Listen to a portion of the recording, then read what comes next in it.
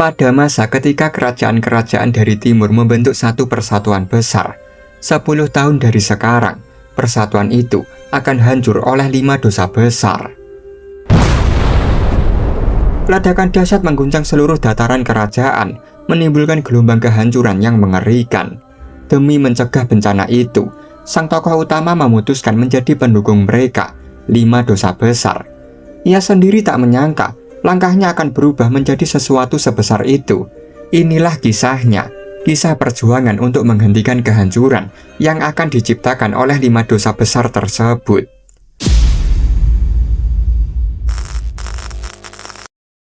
Kini latar bergeser ke sebuah ruangan mewah.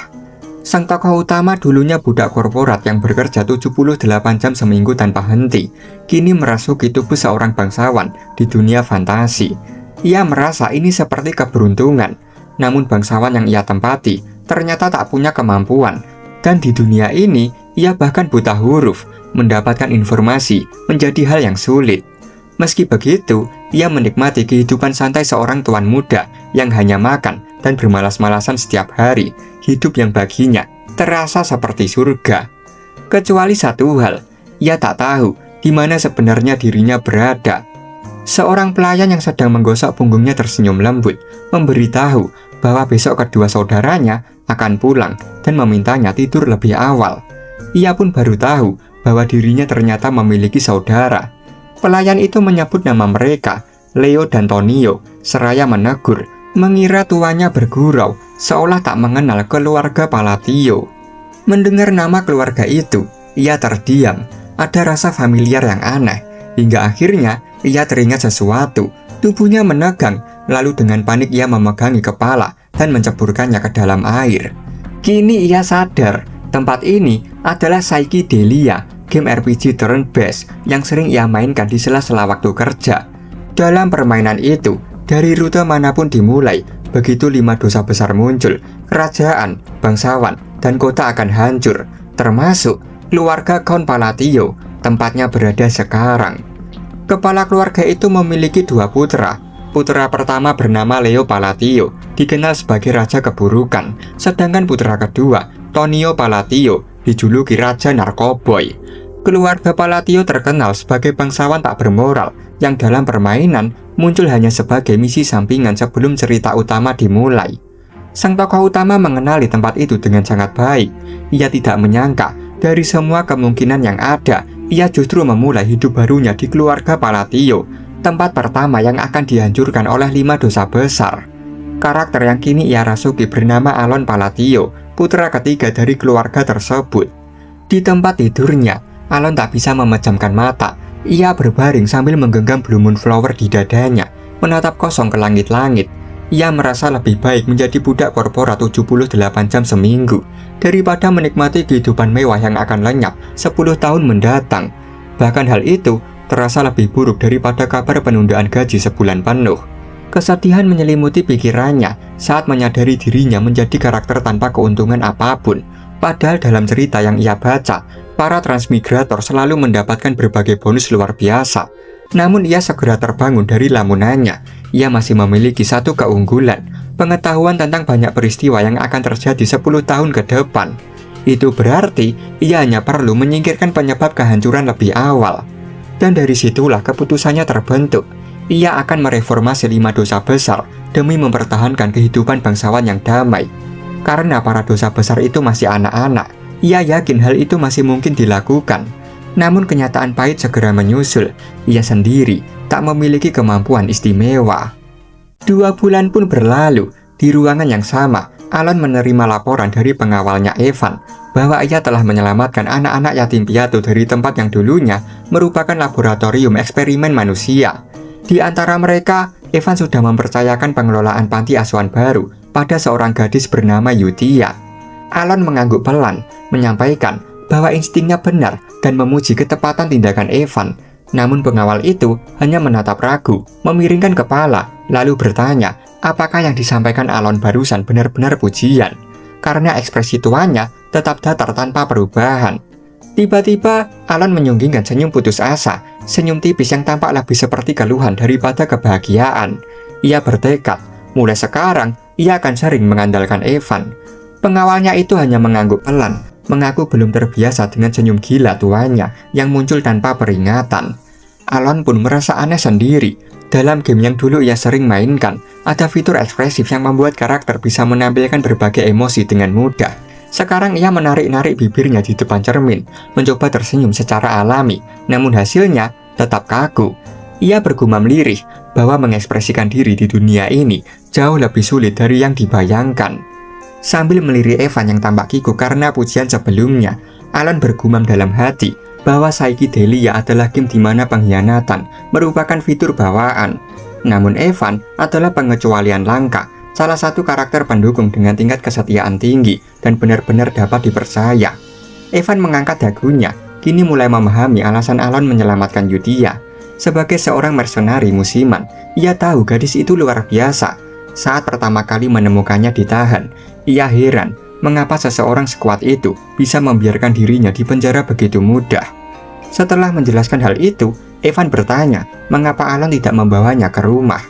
Alon hanya bergumam dalam hati, tindakan itu memang tampak seperti mengabaikan potensi Yutia, tetapi meninggalkan gadis itu sebenarnya bagian dari rencananya sendiri. Yutia Blooddia, makhluk Bloodborne yang telah membuat kontak dengan entitas misterius dari dunia lain, kelak akan menjadi salah satu dari 5 dosa besar Sang Amarah, monster yang menewaskan ratusan ribu jiwa. Namun bagi Alon, bila gadis itu tumbuh tanpa rasa benci, maka bencana itu tak akan pernah terjadi. Ia merasa lega, seolah satu ranjau darat telah berhasil ia jinakkan. Meski begitu, Alon tidak mengungkapkan tujuan sebenarnya pada Evan. Ia hanya menjawab tenang bahwa membawa gadis itu ke rumah saat ini bukanlah waktu yang tepat. Evan terdiam, sedikit terkejut oleh alasan tersebut, lalu mulai memikirkannya dalam hati. Alon pun menambahkan agar ia menjaga rahasia ini baik-baik dan memastikan Yutia mendapatkan dukungan yang layak. Ia kemudian menyerahkan sebuah surat pada Evan untuk diberikan pada gadis itu. Surat yang ia tulis dengan hati-hati, berharap dapat sedikit menenangkan luka batin Yutia setelah semua eksperimen mengerikan yang menimpanya. Evan menunduk hormat, memastikan surat itu akan sampai pada Yutia, lalu segera bergegas pergi menuju panti asuhan. Alon bersandar di tepi jendela, menatap keluar dengan sorot mata letih. Ia tahu kata menenangkan bukanlah pilihan yang tepat, namun tetap terasa layak untuk dicoba. Faktanya, di dalam surat itu tersembunyi salam ramah, pesan yang telah didengar lusinan kali sepanjang ratusan permainan. Lebih tepatnya, sebuah mantra dari Archbishop yang memungkinkan penggunanya menjalin ikatan dengan makhluk Bloodborne. Mantra itu berbunyi, "Wahai dosa amarah, tenanglah, penderitaan kegelapan, kehampaan cahaya, bakat dan rasa memiliki seseorang bersatu menjadi satu." Itulah kalimat yang muncul dalam storyline dosa amarah. Namun dalam permainan aslinya, mantra itu terlambat disampaikan pada sang dosa, dan kegelapan tersebut membuat para tokoh harus melawannya. Tapi kini, karena peristiwa ini terjadi 10 tahun lebih awal, Alon memiliki kesempatan untuk menghentikan amukannya sebelum bencana dimulai. Ia merenggangkan tubuhnya perlahan, merasakan tulang-tulangnya berderak ringan. Rasa lega menyelimutinya. 1 dari 5 bendera kehancuran telah berhasil ia hilangkan. Kini saatnya melangkah ke rencana berikutnya. Alon menarik nafas panjang. Baginya, berteman dengan monster hanya dengan 1 kalimat terdengar konyol. Namun ras itu memang memuja entitas dari dunia lain.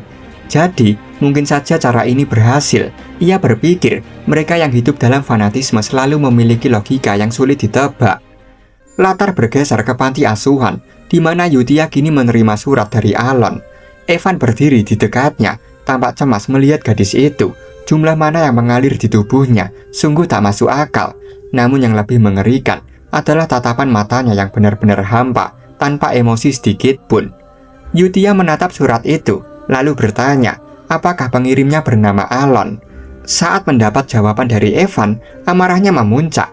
Ia berteriak marah, menuntut alasan mengapa Alon tidak memanggilnya langsung untuk menghadap. Seketika, Evan berkeringat dingin. Ia bisa merasakan gelombang mana yang termanifestasi secara nyata, sesuatu yang seharusnya hanya bisa dilakukan para master sejati. Untuk sesaat, bayangan wajah Alon melintas di pikirannya, dan dengan cepat ia menenangkan diri, lalu berkata bahwa saat ini belum waktunya bagi mereka untuk bertemu. Mendengar hal itu, emosi Yutia perlahan mereda. Mantra dalam pesan Alon telah bekerja. Ia memeluk surat itu erat-erat, merasakan kedamaian aneh menyelimuti dirinya. Hanya dirinya dan sang master yang mengetahui makna sumpah itu, dan kini ia benar-benar memahami maksud Alon. Terlihat Evan sudah bersiap menarik pedangnya, berjaga untuk kemungkinan terburuk. Sementara itu, Yutia justru tampak berbunga-bunga, memeluk surat itu seolah sedang menerima surat cinta pertamanya. Di sisi lain, Alon berbaring santai di tempat tidurnya. Ia merasa puas atas usahanya memperpanjang hidup mewah yang kini dinikmatinya.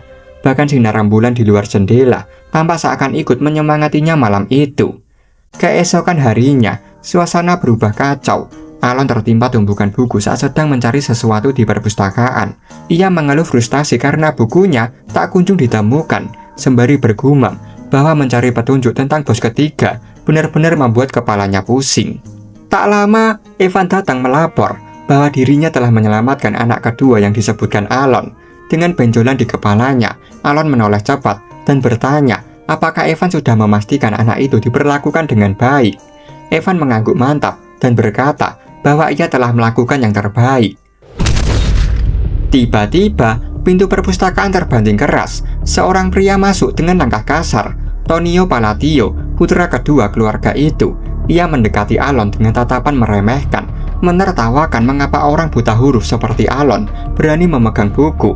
Melihat Alon hanya diam, Tonio memaksa agar ia menjawab. Dalam hati, Alon bergumam bahwa kakaknya itu benar-benar menyebalkan, membuatnya ingin memukul wajahnya. Namun alih-alih melawan, Alon justru berlutut sopan dan meminta izin meninggalkan perpustakaan.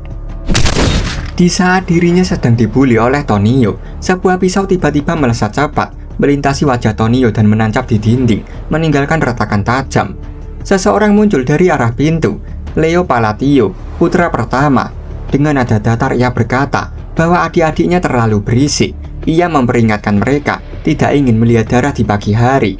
Tonio dan Leo pun saling mencengkram, saling menghina, dan memancarkan aura permusuhan yang menegangkan. Sementara itu, Alon perlahan merangkak keluar ruangan, berusaha tak menarik perhatian. Sambil melangkah hati-hati, ia bergumam pelan bahwa keluarga Palatio memang cepat menghilang dalam game, tapi kekuatan mereka jauh lebih besar dari yang pernah ia duga. Singkatnya, kedua saudara brengsek itu sedang bertarung, memperebutkan posisi kepala keluarga. Kandidat pertama, sang raja prostitusi. Kandidat kedua, sang raja narkotika. Alon tahu, jika dua orang itu terlibat, dirinya tidak boleh macam-macam dengan salah satu pun. Maka dengan senang hati, ia akan menjalani peran aman sebagai anak haram yang lemah dan tidak kompeten. Terlihat, Alon telah kembali ke ruangannya. Ia tampak kelelahan bersandar lesu di atas sofa dengan mata setengah terpejam. Sementara itu, Evan berdiri di hadapannya dan menyampaikan laporan bahwa anak kedua yang ia selamatkan juga bukan anak biasa. Tatapan Evan penuh rasa heran. Ia menatap pria lemah di depannya itu, seseorang yang tampak sama sekali tidak bisa diandalkan. Namun entah bagaimana, mampu menemukan pasar budak ilegal, serta mengungkap eksperimen rahasia di wilayah lain. Alon hanya tersungkur lemah, tubuhnya nyaris tak bertenaga. Ia mengeluh pelan, menyatakan betapa lelahnya ia hari ini. Evan pun mengutarakan unek-uneknya, mengatakan bahwa Alon adalah pria aneh yang justru mengirim anak-anak terlantar ke panti asuhan, bukan menampung mereka sendiri. Dalam benaknya, Alon bergumam lirih bahwa anak-anak yang ia selamatkan bukanlah anak biasa, melainkan individu-individu yang berada dalam skala kekuatan yang jauh berbeda. Di kerajaan serikat yang terdiri dari beberapa negara, kerajaan pusat adalah tanah kelahiran mereka. Dan anak yang baru saja Alon selamatkan dari pasar budak ilegal itu ternyata adalah bos kedua dalam game Psychedelia, Deus Makalian. Setelah dijual sebagai budak dan disiksa kemanapun ia berpindah, anak itu kemudian menjadi perwujudan dari salah satu 5 dosa besar, dosa kemalasan. Ia menghancurkan kerajaan-kerajaan dengan cara paling mengerikan yang pernah terpikir oleh manusia. Bagian cerita itu bahkan membuat banyak pemain game terdiam, tak sanggup berkata apa-apa menghadapi kebengisannya. Namun, bertolak belakang dengan julukan sebagai dosa pemalas, Deus justru dikenal sebagai individu pekerja keras yang menebus setiap utang dan kesalahan berkali lipat. Itulah alasan mengapa Alon menyuruh Evan untuk memperlakukannya dengan sangat baik. Sekali lagi, Alon menegaskan alasannya mengirim anak itu ke panti asuhan karena untuk saat ini waktunya belum tepat. Evan hanya mengangguk pelan. ia sudah menduga bisa menebak jawaban itu. Namun ia tetap bertanya, apakah surat yang dikirim Alon kepada Yutia ada hubungannya dengan anak kedua tersebut. Mengingat isi surat sebelumnya, Alon menjawab santai bahwa surat itu memang berkaitan, meski diselipkan sedikit basa-basi. Dalam surat itu, ia meminta Yutia untuk merawat anak kedua yang agak sakit itu dengan penuh perhatian. Kini latar beralih ke panti asuhan. Terlihat anak kedua bernama Deus berdiri sendirian di sudut halaman, terpisah dari anak-anak lainnya. Senja mulai turun, langit berubah gelap, namun Deus masih saja terpaku di luar, membisu tanpa gerak. Langkah kaki pelan terdengar mendekat dari belakang, diikuti suara lembut namun menusuk yang memanggilnya dengan sebutan Deus yang rusak. Yang datang ternyata adalah Yutia. Dengan tatapan tajam, ia menebak bahwa sosok yang menyisa Deus tak lain adalah Blackguard. Namun Yutia juga berkata bahwa Deus masih memiliki keberuntungan karena telah dipilih oleh Great Moon. Ia kemudian menatap Deus dalam-dalam dan meminta agar ia merasakan kekuatan yang telah diberikan padanya, membuktikan potensi yang tersisa. Yutia mengulurkan tangannya perlahan, menyuarakan dengan nada menenangkan namun tegas, bahwa jika Deus setia serta mengikuti perintah Great Moon, maka dendam yang ia simpan akan terbalaskan. Aura dari tubuh Deus mulai menguar hebat, udara di sekitarnya bergetar tipis. Ia memegangi kepalanya erat, nafasnya tersengal menahan kekuatan yang bangkit dari dalam tubuh. Sementara itu, Yutia tetap tenang, memegang 2 lembar kertas di tangannya. Ia merasa inilah saat yang tepat untuk memberikan balasan terhadap surat dari Great Moon. Tentunya, dengan sapaan yang manis dan penuh hormat. Keesokan paginya, latar berganti ke kediaman Alon. Tiba-tiba Evan datang terburu-buru, berteriak dengan wajah panik bahwa ada berita penting, putra kedua telah tewas. Alon sontak terkejut, ia tidak menduga bahwa Tonio akan mati secepat itu. Kini suasana duka menyelimuti aula besar keluarga Palatio. Orang-orang berkumpul di depan peti mati, menyampaikan bela sungkawa dengan wajah pura-pura sedih. Di sisi lain, sang ayah justru duduk santai ditemani 2 wanita, bahkan mengeluh bosan karena upacaranya tak juga selesai. Alon tahu, keluarga ini memang kacau, tapi begitulah watak dunia dark fantasi. Ia hanya mengernyit heran mendengar kabar bahwa Tonio tewas karena terjatuh. Hal itu berbeda jauh dari yang ia ingat dalam game. Dalam versi gamenya, putra pertama lah yang membunuh putra kedua, lalu menangis meraung-raung sambil berteriak lega karena akhirnya bisa menghabisi saudaranya sendiri. Alon bahkan masih mengingat betapa bahagianya wajah Leo di momen itu. Maka dari itu, Alon yakin pembunuhan kali ini juga perbuatan sang kakak. Ia menatap sebentar jasad Tonio di dalam peti, namun cepat berpaling tanpa rasa iba. Baginya, hal terpenting sekarang adalah satu, menemukan sisa 5 dosa besar lainnya sebelum segalanya benar-benar hancur. Singkat cerita, 1 tahun pun telah berlalu. Setelah masalah penerus keluarga terselesaikan dan putra pertama Leo Palatio berhasil menyerap seluruh bisnis narkotika peninggalan adiknya, wilayah County Palatio akhirnya menjadi jauh lebih damai. Selama masa tenang itu, Yutia dan Alon perlahan menjalin hubungan sebagai teman pena lewat surat-surat yang saling mereka kirim. Alon mulai menyadari satu hal, jika hubungan ini terus berlanjut, cepat atau lambat, Yutia pasti akan menyeretnya ke arah yang menguntungkan. Sore itu, Alon duduk di ruang kerjanya sambil membaca tumpukan surat dari Yutia satu persatu. Di wajahnya terpancar senyum samar. Ia bisa merasakan bahwa anak-anak di panti asuhan itu benar-benar tumbuh menjadi pribadi yang lebih baik dari sebelumnya. Sambil menyeruput teh hangat, Alon berkata pada Evan bahwa kini semakin banyak sponsor bermunculan untuk mendukung panti kecil itu. Evan hanya mengangguk, meski tampak heran. Baginya, hal semacam itu terasa agak mencurigakan, namun tetap termasuk kabar baik. Tak lama kemudian, Evan melaporkan hal yang sejak lama dicari oleh Alon. Dengan nada tegas, ia menyampaikan bahwa Ghoul telah menemukan petunjuk penting yang mereka tunggu. Alon menatapnya dengan puas, memuji kerja keras Evan, lalu bergumam pelan dalam hati. Petunjuk yang dimaksud pasti mengarah pada buku tentang bos ketiga. Senyum kecil mengembang di wajahnya. Akhirnya 1 langkah lagi menuju sasaran berikutnya. Semua terasa berjalan begitu lancar. Sore itu begitu tenang, seakan dunia sedang memanjakannya dalam jeda damai sebelum badai berikutnya datang. Kini suasana bergeser ke tempat distribusi narkotika Margot. Dua pria pemimpin gembong narkoba tampak senang setelah anak pertama keluarga Palatio memberikan upah besar, membuat organisasi mereka kini memiliki ratusan anggota. Namun ketika sampai di markas, keduanya terkejut melihat seluruh anggota mereka telah terbantai habis. Beberapa tubuh tergeletak, sementara yang masih hidup menjerit dan mulai menikam diri mereka sendiri, seolah dikendalikan oleh sesuatu yang tak kasat mata. Seorang rekan di sampingnya juga mengangkat pisau dan menusukkan pisaunya ke leher sendiri. Serentak, suara darah bergema di seluruh ruangan. Dari gang gelap di dekat sana, sosok bertudung hitam tampak mengamati tanpa suara. Yutia kemudian muncul, memuji pertunjukan boneka milik Deus yang menurutnya sangat menghibur.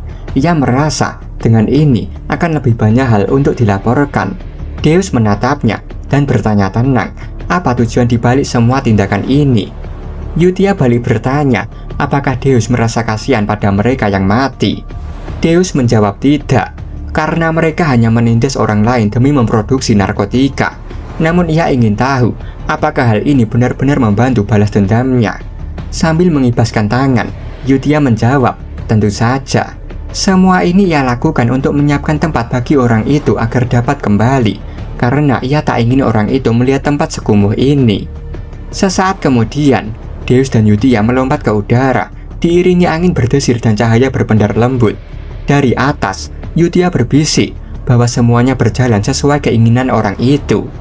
Tempat pembantahan itu lalu memancarkan cahaya terang, dan saat sinarnya memudar, semua mayat telah lenyap, berganti tanda bulan yang tergores di dataran batu.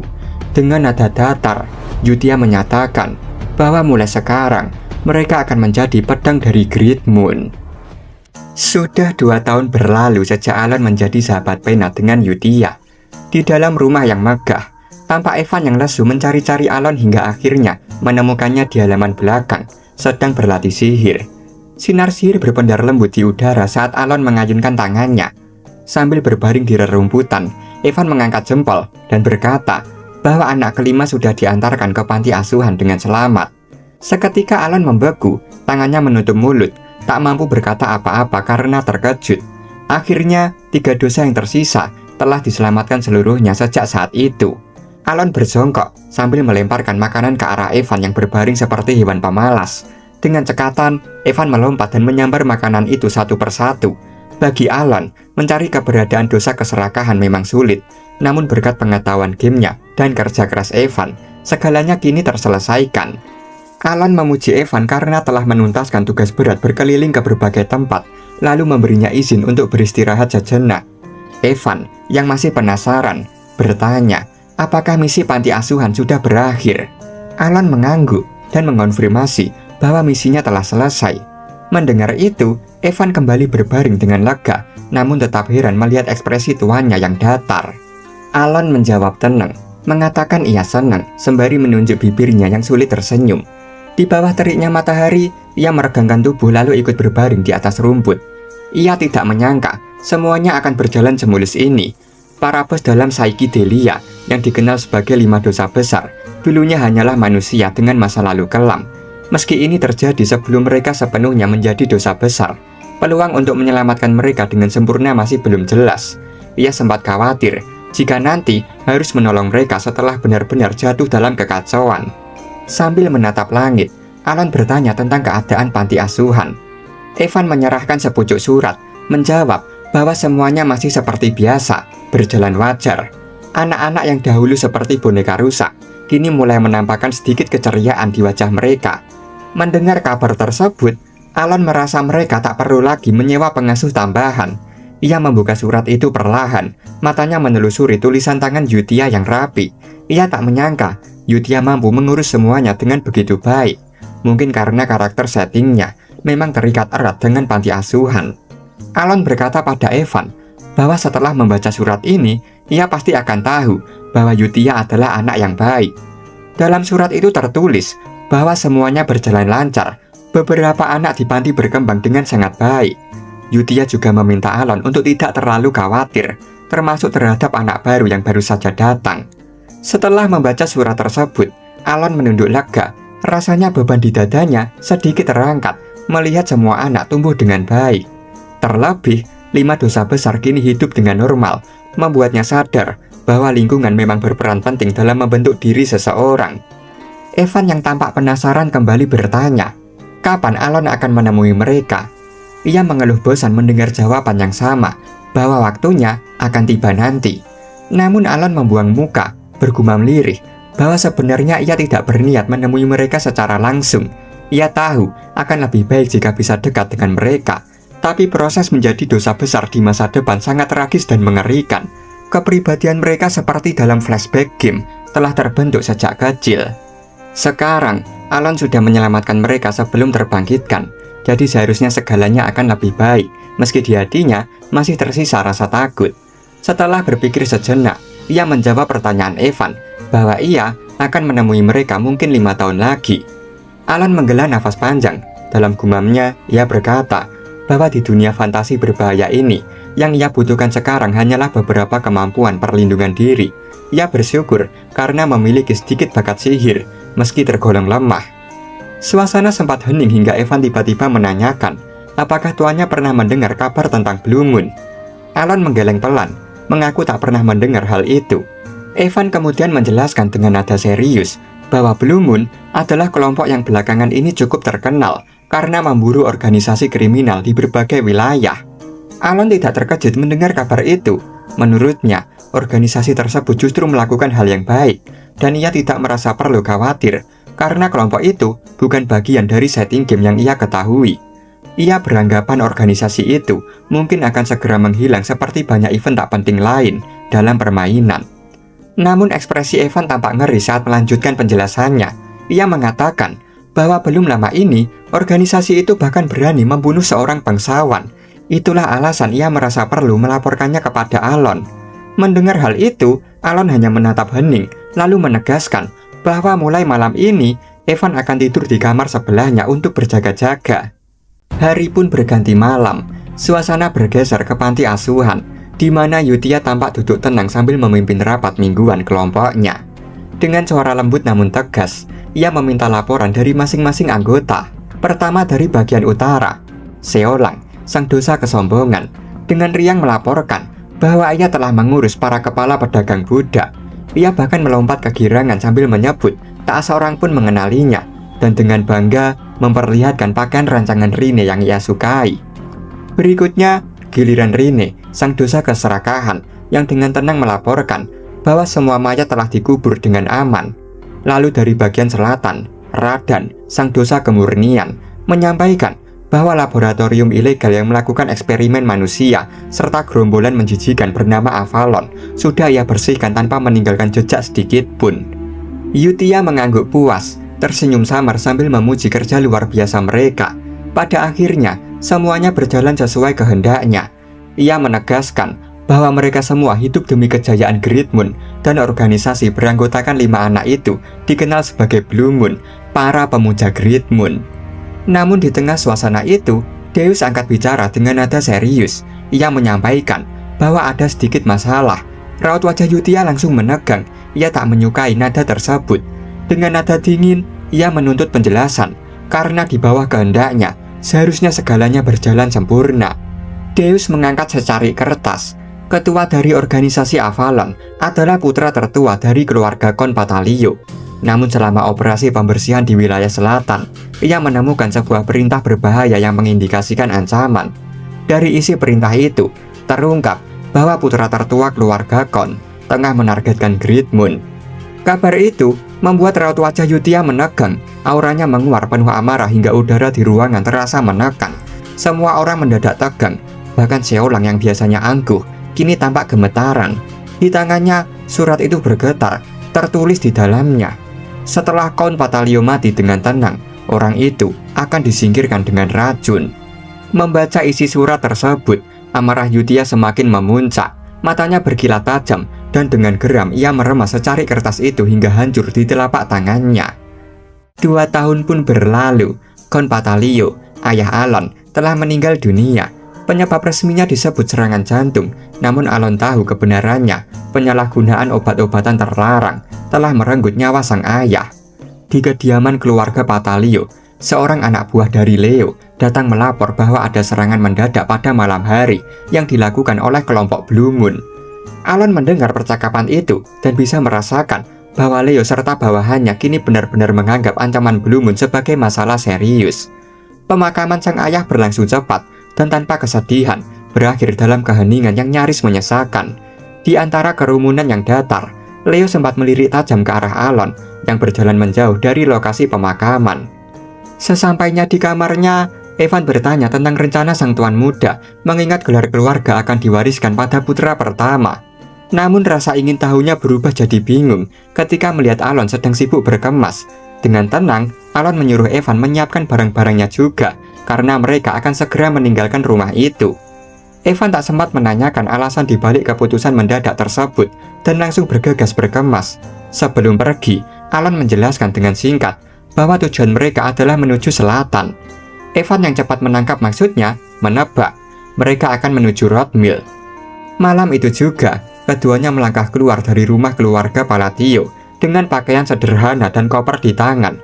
Mereka bersiap menaiki kereta kuda yang akan membawa mereka menuju desa kecil di bagian selatan wilayah itu, Rothmill, tempat lembaran baru kehidupan mereka akan dimulai.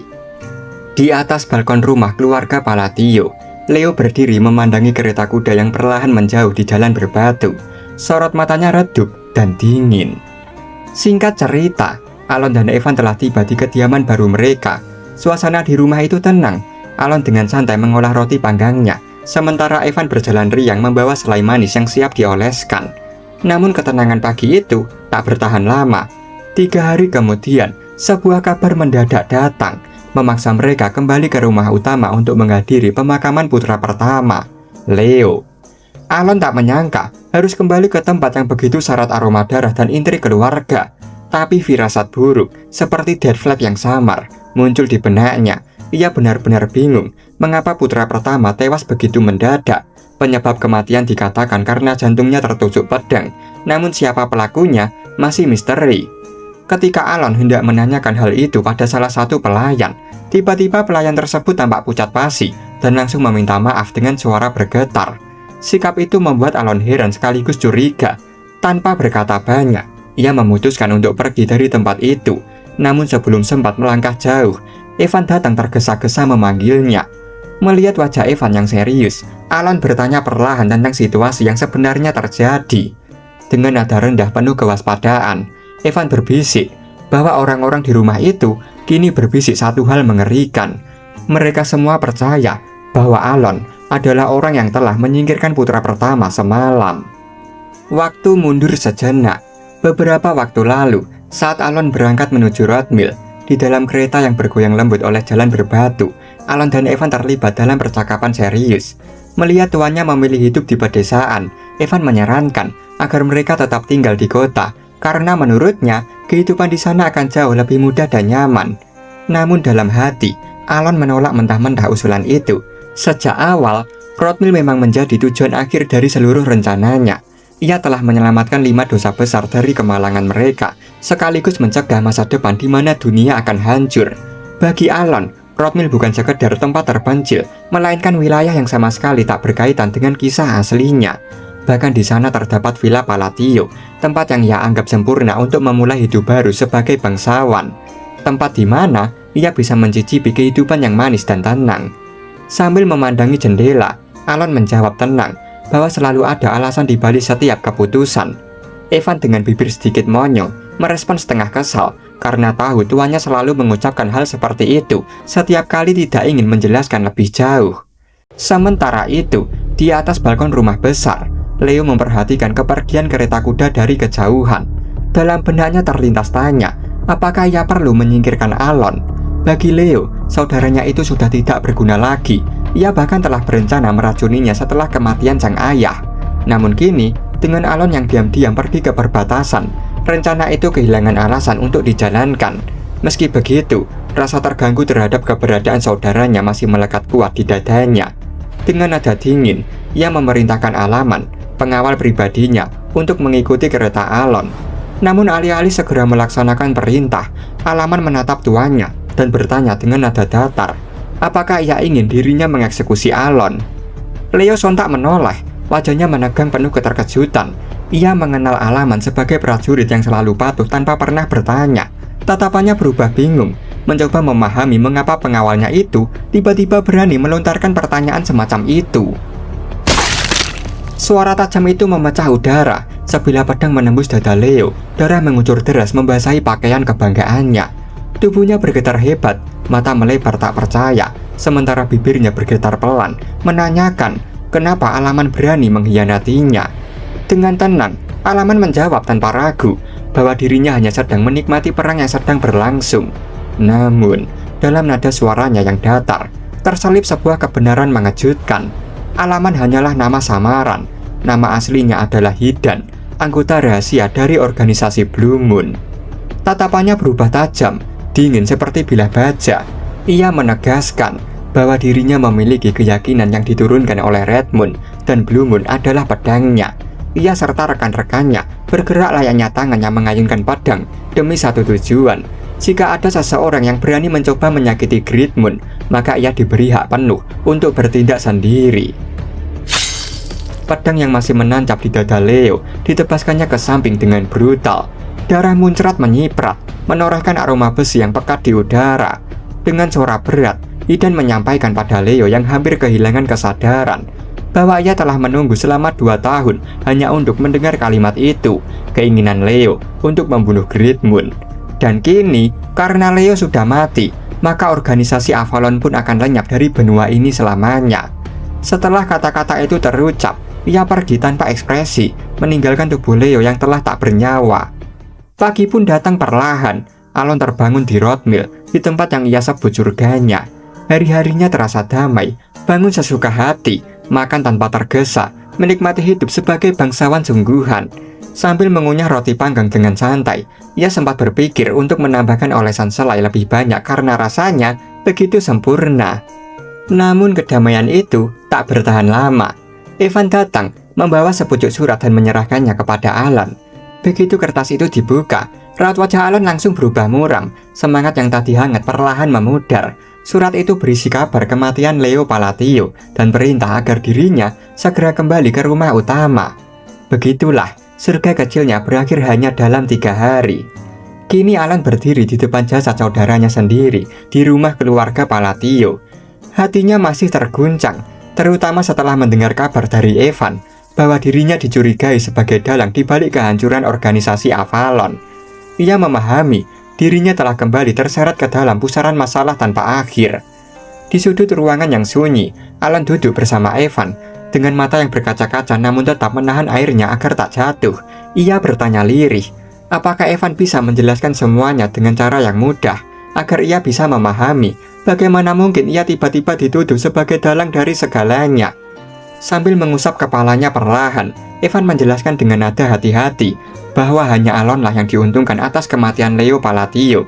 Ia menerangkan bahwa Leo dibunuh tepat setelah Alon meninggalkan kediaman, dan hal itu menjadi alasan sempurna yang secara tidak langsung menjadikan Alon sebagai pewaris seketika. Mendengar penjelasan itu, Alon tertegun, wajahnya membeku, tubuhnya seolah tersambar petir di siang bolong. Evan melanjutkan dengan nada lebih tegas, karena organisasi Avalon telah hancur tanpa sisa, maka tidak ada lagi orang yang dapat menimbulkan masalah terkait kematian Leo. Tiba-tiba ia berdiri, mengganti pakaiannya dengan cepat, lalu dengan bangga menyebut bahwa Alon adalah dalang di balik semua ini, dan dirinya sendiri adalah master assassin yang bekerja di bawah perintah Alon. Alon hanya memandangnya dengan wajah datar, melihat Evan yang dengan cepat berganti pakaian. Tangannya menekan pelipis, mencoba menenangkan sakit kepala yang tiba-tiba menyerang. Ia benar-benar bingung harus mulai dari mana. Baginya, tak masuk akal ada organisasi manapun yang mampu memusnahkan kelompok sebesar Avalon hanya dalam sekejap. Dalam keheningan yang menegangkan itu, sebuah pikiran melintas di benaknya. Ia menoleh ke arah Evan dan perlahan menyebut nama organisasi Blue Moon, kelompok misterius yang akhir-akhir ini memburu para penjahat. Dengan nada ragu, ia bertanya, apakah semua ini ada kaitannya dengan mereka? Evan menggeleng, menjawab bahwa menurut laporan Guild Intelligence, hal itu tidak berhubungan sama sekali dengan Blue Moon.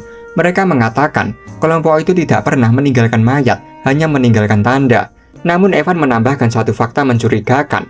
Seluruh anggota Avalon dibunuh menggunakan pedang, dan pemandangan di lokasi kejadian disebut menyerupai neraka yang terbuka. Tubuh Alon langsung gemetaran hebat. Ia menelan ludah, sulit mempercayai bahwa semua hal ini membuat dirinya dituduh sebagai dalang besar dengan bawahan seorang Swordmaster. Ia tahu betul dalam alur game aslinya, Blue Moon bahkan tidak pernah muncul. Kelompok kecil itu seharusnya lenyap jauh sebelum cerita utama dimulai. Ia pun bertanya-tanya, siapa sebenarnya pelaku di balik semua ini? Suasana pun bergeser ke panti asuhan. Yutia berdiri di tengah ruangan, menatap para anggota satu persatu dengan sorot mata tajam. Ia menanyakan, apakah ada dari mereka yang meninggalkan jejak? Rini dengan tenang menjawab tidak ada. Begitu pula Seolang yang hanya menambahkan bahwa jumlah mayat di sana sangat banyak. Deus melaporkan bahwa pasukan Avalon kini hanya tersisa 486 orang. Sementara itu, Raden menimpali dengan senyum tipis, mengatakan bahwa seperti yang bos katakan sebelumnya, mereka telah membelah semuanya menjadi dua. Yutia tersenyum tipis sambil mengusap wajahnya. Suaranya lembut namun penuh kepuasan ketika ia memuji kesempurnaan kerja rekan-rekannya. Narator menuturkan dengan nada berat, Avalon, organisasi besar yang dahulu menguasai kerajaan Asteria, kini lenyap hanya dalam waktu 5 hari. Seluruh kekuatannya berubah menjadi abu. Raden kemudian melangkah maju, mendekati Yutia sambil membawa dokumen. Ia dengan tenang menyampaikan bahwa pembersihan ini belum sepenuhnya selesai. Mendengar itu, Yutia mengerutkan alis, menatapnya dengan rasa ingin tahu, dan menanyakan maksud dari perkataannya. Raden menjelaskan bahwa ia menemukan nama-nama bangsawan lain yang memiliki hubungan langsung dengan Avalon, dan wilayah Altia tampak sangat terlibat dalam jaringan tersebut. Aura kuat perlahan menguar dari tubuh Yutia. Dengan tatapan tajam, ia menyampaikan bahwa rekan-rekannya tentu sudah tahu apa yang ia inginkan selanjutnya. Seketika, ruangan itu berubah tegang. Para anggota Blue Moon menanggapi perintah itu dengan semangat membara. Raden bahkan tersenyum tipis, mengajak rekan-rekannya untuk mengurus mereka semua dengan tenang namun tuntas. Yutia menghela nafas panjang, mencoba menenangkan diri. Senyumnya perlahan merekah kembali saat ia bertanya dengan nada lebih lembut, apakah Gold Intelligence juga dalam keadaan aman? Rini menjawab bahwa semuanya terkendali. Mereka tidak mencurigai Blue Moon sedikit pun. Deus menambahkan, semua ghoul telah menyebarkan kabar serupa. Mereka menganggap insiden ini hanyalah neraka yang diciptakan oleh seorang Swordmaster. Rini kemudian menyarankan agar pengawasan diperketat. Yutia mengangguk pelan dan menegaskan bahwa masalah ini tidak boleh sampai terdengar oleh orang itu. Mendengar hal itu, Deus menyahut pelan. Menurutnya, semua ini terjadi karena kerabat dari Great Moon lebih dulu mencoba membunuh Great Moon, sehingga mereka memang harus dimusnahkan. Namun Yutia tampak tak sepenuhnya setuju. Ia menatap mereka dengan dingin dan menegaskan bahwa tindakan kali ini bukanlah perintah dari orang itu. Suaranya meninggi sedikit saat ia berkata, Blue Moon adalah pedang, dan pedang tidak seharusnya berpikir sendiri. Ia memerintahkan mereka semua untuk mengingat hal itu baik-baik, karena orang itu mengetahui segalanya dan mereka tidak boleh mengecewakannya. Kata-kata itu membuat Deus terdiam lama. Dalam benaknya, ia tak mengerti mengapa seseorang sekuat Yutia bisa tampak gelisah dan gugup hanya karena takut ketahuan. Namun setelah merenung sejenak, ia menjawab dengan mantap bahwa ia akan bertindak sesuai perintah.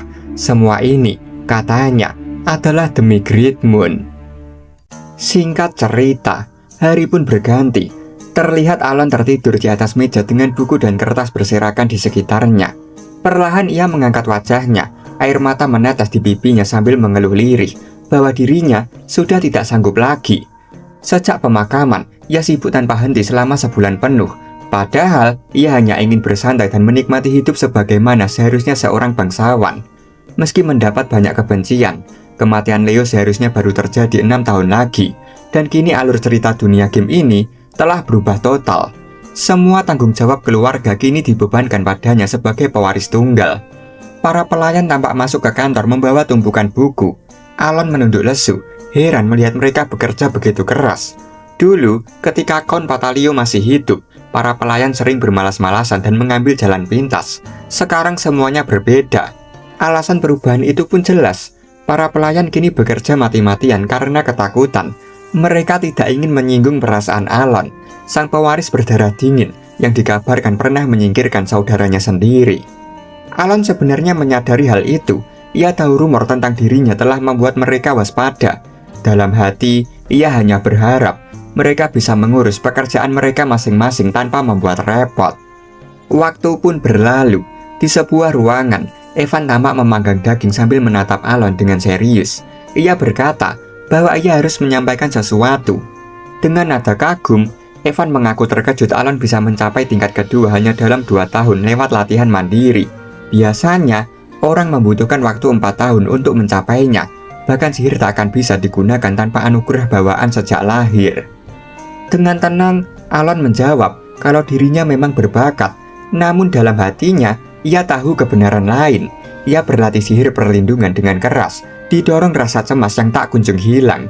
Teknik itu menuntut kendali mana yang sangat halus, dan meski sudah sejauh ini, ia sadar kekuatannya masih belum cukup. Ia baru menguasai setengahnya saja. Pertama kali datang ke dunia ini, Alon tidak pernah menyangka benar-benar bisa menggunakan sihir di dunia fantasi. Ia cukup senang mengetahui kenyataan itu. Ia berpikir, jika rencananya berjalan lancar, maka tak akan ada lagi bahaya yang mengancamnya. Ia hanya perlu belajar dengan santai dan mandiri. Namun akhir-akhir ini, karena keselamatan menjadi prioritas utama, ia menyadari sebuah kebenaran pahit. Lubang mananya ternyata sangat kecil. Kesadaran itu membuatnya merasa putus asa. Lubang mana yang dimiliki seseorang sejak lahir, sama halnya seperti tubuh atlet, sudah ditentukan sejak awal. Dan lubang mana miliknya amat kecil, begitu terbatas hingga latihan sekeras apapun tak mampu menutupinya. Meski begitu, ia masih memiliki satu-satunya rencana untuk memperkuat dirinya. Tak lama, Evan mengeluarkan sebuah surat, menyampaikan pada Alon bahwa undangan pesta dansa telah tiba. Alon hanya bisa kebingungan, tidak tahu menahu soal undangan mendadak itu. Suasana pun berganti. Di rumah mewah tempat pesta dansa diadakan, Alon dan Evan tampil anggun dengan busana bangsawan. Ia menghela nafas panjang, kelelahan akibat beban pekerjaannya yang menumpuk. Pesta itu merupakan acara rutin untuk mempererat hubungan antar bangsawan, diadakan di wilayah selatan kerajaan Asteria. Karena akan diangkat sebagai kon, Alon berniat memanfaatkan kesempatan ini untuk membangun relasi. Baginya, hubungan baik dengan kaum bangsawan sangat penting demi masa depan yang damai. Namun masalah muncul saat ia mencoba berbaur. Semua orang justru menjauh.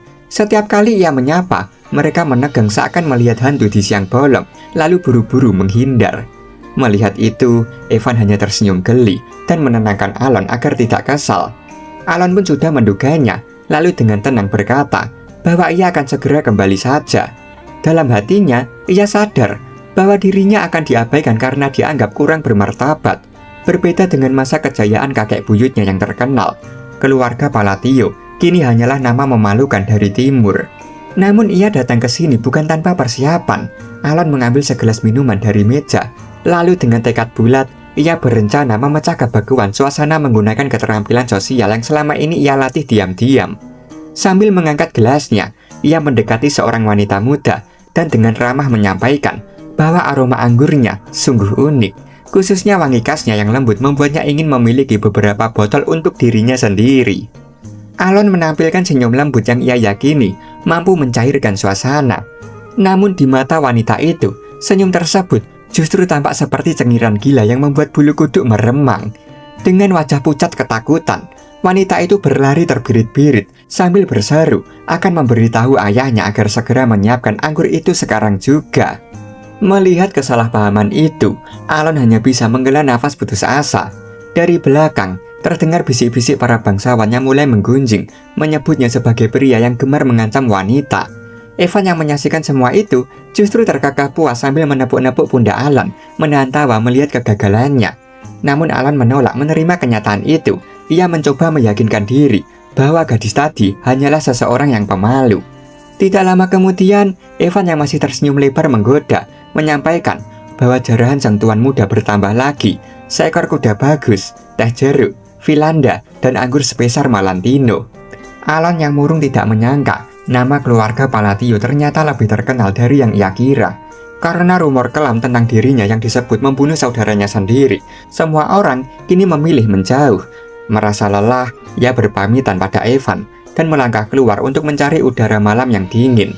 Dari kejauhan, seorang wanita berambut merah tampak mengawasi Alon. Alon bersandar di tepi balkon, berdiri di bawah langit malam yang sunyi, menatap bintang-bintang sambil bertanya-tanya dalam hati, di mana letak kesalahannya.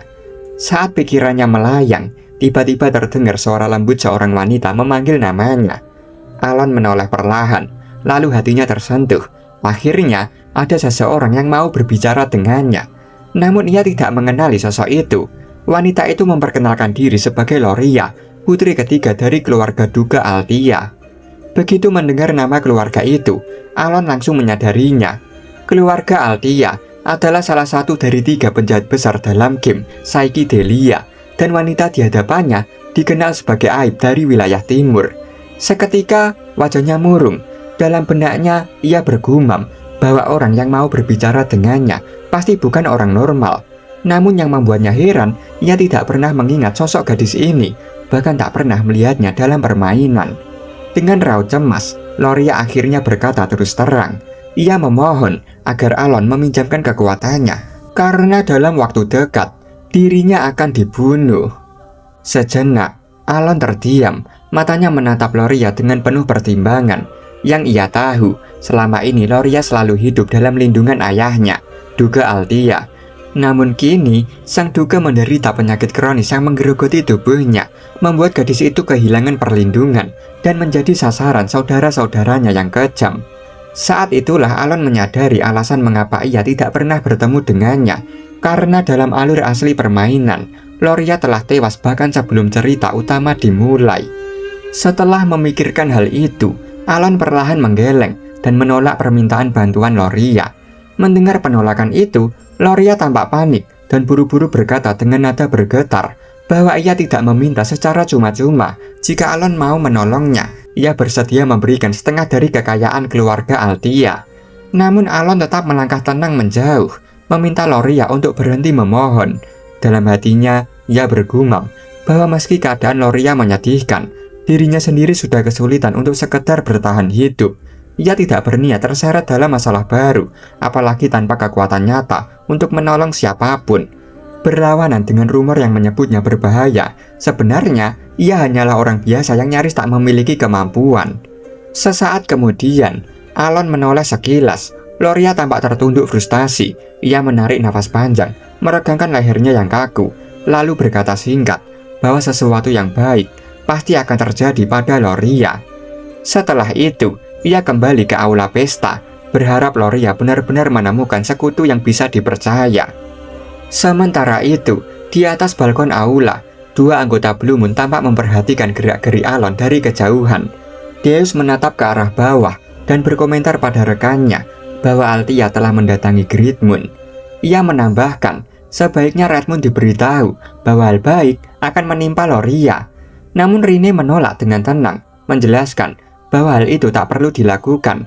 Jika informasi mereka benar, Loria adalah satu-satunya anggota keluarga Altia yang tidak memiliki hubungan dengan organisasi Avalon, yang berarti ia bukan salah satu target Radan. Bagi Deus, justru hal itu membuat segalanya lebih mudah, apalagi keluarga Altia yang lain akan segera menjadi sasaran Blue Moon. Rine pun mengangguk membenarkan. Sesuai perintah Red Moon, fokus mereka adalah memutus semua jalur informasi agar insiden Avalon tidak pernah sampai menyentuh Great Moon. Terlihat, Alon berjalan lesu di tengah aula. Langkahnya berat karena dijauhi oleh para bangsawan yang bahkan enggan menatapnya. Namun tiba-tiba dari sisi ruangan, terdengar suara seorang wanita memanggil namanya dengan lembut. Seketika, hati Alon tersentuh. Ia merasa harapan kecilnya untuk bisa berbaur di kalangan bangsawan akhirnya terwujud. Namun perasaan itu segera pudar ketika ia menoleh dan melihat sosok wanita dengan aura mencurigakan. Wajahnya terasa begitu familiar, seperti karakter yang pernah ia lihat di dalam game.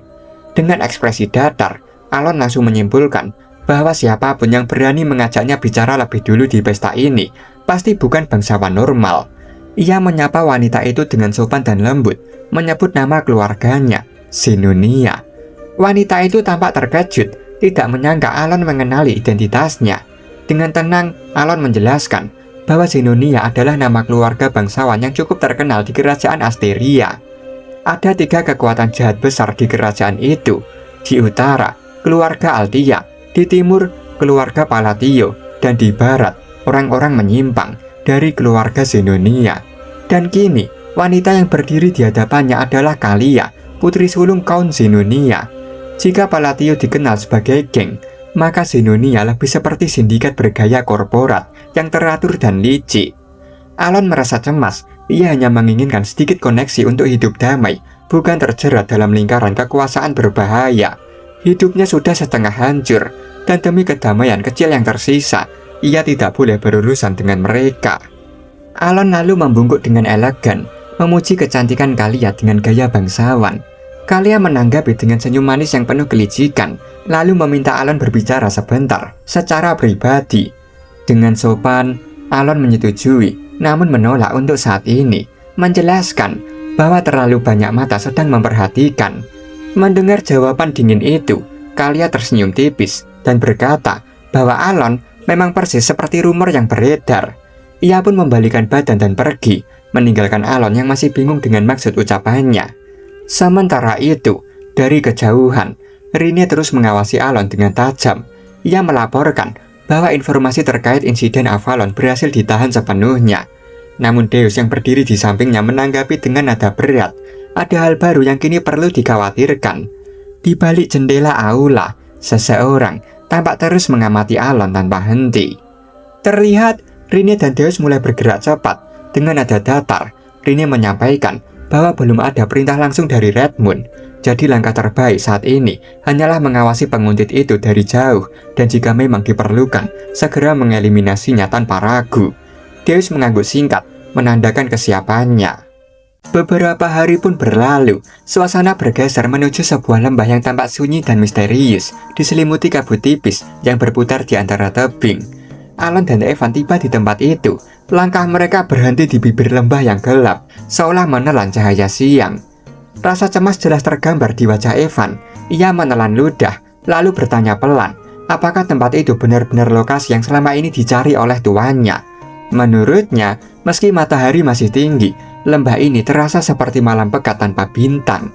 Sementara itu, mata Alon tampak sayu dan menghitam karena kelelahan. Namun sorot tekad tetap menyala di dalamnya. Ia mengepalkan tangan. Akhirnya, ia telah menemukan tujuan utamanya. Langkah mereka menapaki jalan sempit yang diapit tebing berbatu. Setiap batu yang mereka lewati dipenuhi goresan sihir kuno yang berpendar samar, menimbulkan kesan seolah tempat itu masih hidup. Alon bergumam pelan, mengingat bahwa di dalam game, tempat ini mudah sekali ditemukan. Sebenarnya, alasan ia repot-repot menyamar dan datang sejauh ini adalah demi satu hal. Labyrinth of Whispers, labirin di wilayah selatan yang terkenal dengan teka-teki rumit di 8 ruangannya. Jika berhasil memecahkannya, seseorang akan mendapatkan artefak berharga sebagai hadiah. Alon masih mengingat dengan jelas seluruh panduannya, dan kini saatnya menikmati grinding level 1 di dunia nyata. Tak lama, mereka tiba di penghujung jalan. Sebuah gerbang raksasa berdiri menjulang, menutup pintu masuk labirin. Alon menatapnya dengan takjub. Ia tak menyangka bisa melihat langsung pintu yang dulu hanya muncul di layar permainan. Meski dulu ia muak menjelajah tempat ini di dalam game, sekarang rasanya benar-benar berbeda, seolah lembah ini diciptakan untuknya seorang. Evan menatap lekat ke arah pintu raksasa, rasa ingin tahu memenuhi wajahnya. Ia akhirnya bertanya, bagaimana mungkin Alon mengetahui tempat tersembunyi seperti ini? Tanpa sadar, Alon menjawab pelan bahwa dulu ia sering datang ke sini. Evan sontak terdiam bingung. Menyadari ucapannya sendiri, Alon cepat menepisnya sambil berdeham canggung, mengatakan bahwa ia hanya bercanda, lalu menambahkan dengan tenang bahwa ia punya cara tersendiri untuk mengetahui tempat-tempat seperti ini. Terlihat, kawanan monster berterbangan di langit lembah yang gelap. Sayap-sayap mereka menimbulkan suara berdesing sebelum tiba-tiba sebuah tangan raksasa yang menjulang di antara tebing menghantam mereka dengan brutal hingga darah dan serpihan tubuh berhamburan ke udara. Evan mendongak dengan wajah tegang, lalu bergumam lirih bahwa jika tuannya salah mengisi jawaban sedikit saja, mereka berdua akan digebrak seperti serangga oleh tangan itu. Sementara itu, Alon tetap tenang menatap tablet batu besar di hadapannya. Jemarinya bergerak mantap, menuliskan simbol-simbol di permukaan batu sambil memecahkan teka-teki yang terukir di sana. Evan hanya bisa menatap tuannya dengan heran. Bagaimana mungkin seseorang bisa setenang itu di tengah bahaya seperti ini? Sudah 4 tahun mereka bersama, namun Evan masih belum mampu memahami pria itu. Tidak ada satupun misi yang pernah mereka jalani saling berkaitan. mulai dari mengirim pesan tak penting, menyelamatkan yatim piatu, hingga mendatangi lembah aneh ini. Yang lebih membingungkan lagi, bagaimana tuannya bisa tahu keberadaan tempat ini, padahal Alon hampir tak pernah meninggalkan rumahnya. Tak lama kemudian, Alon menunjuk ke arah pintu batu besar sambil tersenyum kecil. Ia telah menyelesaikan teka-tekinya, dan detik berikutnya, pintu itu perlahan terbuka. Dari celahnya, terpancar cahaya kekuningan. Di dalam ruangan batu itu terhampar tumpukan emas, perhiasan, dan artefak bersinar. Evan tertegun, tapi tatapan Alon hanya tertuju pada satu hal, tangan batu raksasa yang mengenakan deretan cincin, dan di antara jemarinya, satu cincin hitam yang menggantung kaku adalah tujuan utamanya. Evan yang sudah menenteng beberapa batang emas bertanya dengan bingung, apakah tuannya hanya mengincar cincin kecil itu? Sambil menatap cincinnya, Alon menjawab bahwa jika mereka mengambil yang lain, hanya masalah yang akan menanti. Ia pun menyuruh Evan mengembalikan semua emas yang sempat diambilnya. Cincin itu disebut constraint, benda yang telah lama ia nantikan. Saat mereka berjalan keluar dari ruangan, Alon berkata tenang bahwa tak ada bahaya yang perlu dikhawatirkan dalam perjalanan pulang. Namun ketika melangkah di belakang Evan, ia bergumam pelan bahwa segalanya terasa terlalu mudah. Dan tepat setelah itu, wajah Evan menegang. Ia menatap lurus ke depan, gemetar, lalu bertanya pada tuannya, apakah ia juga melihatnya. Segerombolan golem raksasa berdiri menghadang jalan keluar mereka. Evan buru-buru mencabut pedangnya. Tubuhnya tegang. Ia tahu musuh bisa menyerang kapan saja, dan pikirannya hanya terfokus pada satu hal, bagaimana caranya membawa Alon keluar dari tempat terkutuk ini dengan selamat. Namun di tengah ketegangan itu, Alon justru melangkah maju dengan tenang. Ia menatap lurus ke depan dan meminta Evan untuk menyerahkan semuanya padanya. Di hadapan mereka berdiri deretan kesatria golem raksasa. Tubuhnya menjulang. Lapisan batu armor mereka memancarkan cahaya samar dari rune sihir yang tertanam. Golem-golem itu mulai menghunus senjata besar mereka. Suara logam dan batu bergesek terdengar berat. Evan berteriak panik, memperingatkan bahwa sihir tingkat 2 tidak akan cukup untuk melawan makhluk sekuat itu. Tapi Alon tidak bergeming. Ia mengangkat tangan kanannya perlahan, dan cahaya hitam berpendar dari cincin di jarinya. Constraint. Seketika, udara di sekitar mereka bergetar, dan dunia terasa berhenti berputar. Dalam sekejap, kesadaran Alon terhempas dari tubuhnya. Ia mendapati dirinya berada di suatu ruang asing, gelap, tanpa ujung, seolah melayang di antara bintang-bintang di luar angkasa. Di tengah keheningan itu, suara asing menggema, berat dan dalam, memanggilnya sebagai serpihan yang mewarisi keinginannya relala. Suara itu lalu memintanya menyebutkan 2 constraint, 2 batasan yang ingin ia terapkan. Bulu kudu Alon berdiri. Dalam game, momen ini seharusnya muncul sebagai selection window, tapi kini suara yang ia dengar terasa nyata, begitu hidup, seolah berasal dari entitas purba yang menembus ruang dan waktu. Ia sadar, ini bukan ilusi game, melainkan kekuatan sejati dari artefak itu. Constraint adalah artefak tipe absorption, mampu memberi kekuatan besar dengan menukar kebebasan penggunanya melalui batasan yang mereka tentukan sendiri. Suara asing itu bergaung lembut, namun tegas, menuntut jawabannya. Alon menarik nafas panjang, lalu menyebutkan batasan pertamanya. Dalam semua sihir, segel tangan Babilonia harus digunakan tanpa pengecualian. Sosok misterius itu menanyakan kekuatan apa yang Alon inginkan sebagai imbalannya. Dengan tenang, Alon menjawab, ia menginginkan kekuatan untuk sedikit membelokkan hukum dunia. Suara itu tidak menolak, sebaiknya, seolah seluruh alam semesta menyetujui pernyataan itu, memberi restu bagi langkah Alon melampaui batas manusia. Lalu Alon menyebutkan batasan keduanya. Dalam semua sihir, hanya kata-kata suci Babilonia yang boleh digunakan. Dan kali ini, kekuatan yang ia minta sama seperti sebelumnya, daya untuk menentang hukum dunia. Untuk sejenak, sosok itu terdiam memandangi Alon dengan tatapan tak terbaca. Di sisi lain, raut wajah Alon tampak bingung dan tegang. Keraguan perlahan menyusup ke dalam benaknya. Apakah ia telah melakukan kesalahan? Ia sudah meniru setiap ikon keterampilan dengan cermat, menetapkan 2 batasan, segel dan kata-kata, demi meraih kekuatan sihir tertinggi. Setelah berulang kali melatih setiap gerakan tangan dan menghafal setiap frasa hingga sempurna, ia yakin kali ini tak akan ada kegagalan. Semua usahanya seharusnya membuahkan hasil. Hening beberapa saat, hingga akhirnya sosok itu membuka suara. Suaranya bergema lembut namun penuh wibawa, menerima permintaan Alon. Ia menyebut Alon sebagai manusia yang mengingat segel dan misteri dari Dewa Agung yang telah dilupakan, lalu mengucapkan terima kasih karena Alon telah meneruskan kehendak sang dewa.